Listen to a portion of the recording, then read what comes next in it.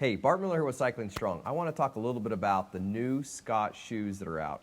I think this is a really important review to kind of walk through. I've done a previous review on these shoes, but I wanted to get into a little more detail now that I've actually rode these shoes quite a bit.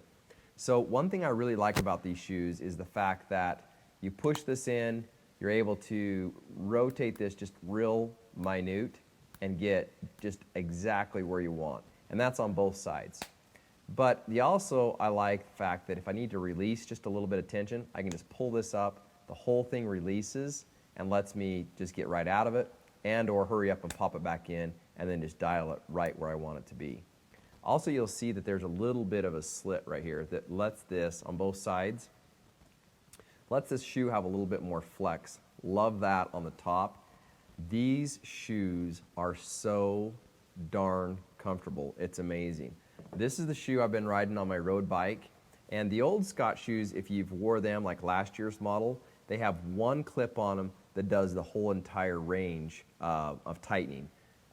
That's why I really like the Scott shoes. I mean, this Specialized shoe was because it had the two different buckles to be able to just get this exactly right, because sometimes you need it tighter here or here, not in both spots. The downfall to the S-Works, and I wouldn't say it's a downfall, but the difference, if you want this released a little bit, you have to unwind each click, which is fine, nothing against it, but it's just different. So if you want it tightened, you tighten, but if you want it done, you have to go like this. So when you're trying to get the shoe off, you got to unrelease all this, all the way through like this to be able to get it off. Where this shoe, if you want it off, so let's say that I've got it tightened up here, and I want the shoe off, I just pull this, bam, shoe's off in one little thing.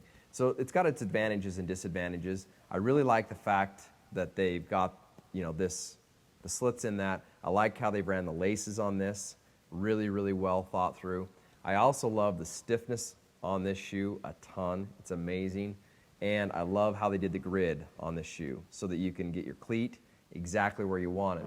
The downfall when you're trying to put cleats on a road shoe or on a mountain bike shoe is making sure this cleat is always in the right spot after you've been fitted and everything's set for where you want it to be. These are both amazing shoes.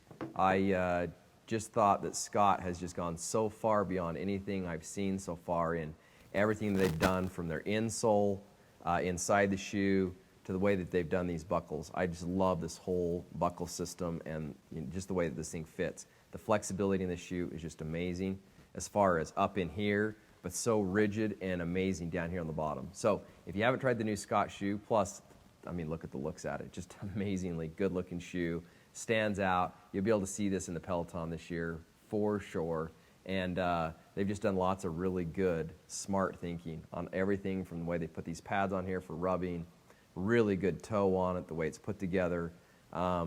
So anyway, I highly recommend this shoe. If you haven't watched the other tutorial on it, do that also. But just wanted to get more in depth on the different types of things that they've done that I really liked. So check it out, and hopefully you go out and get you a pair of the new Scott Premium shoes. You'll love them. I can't tell you anything negative about them. Awesome.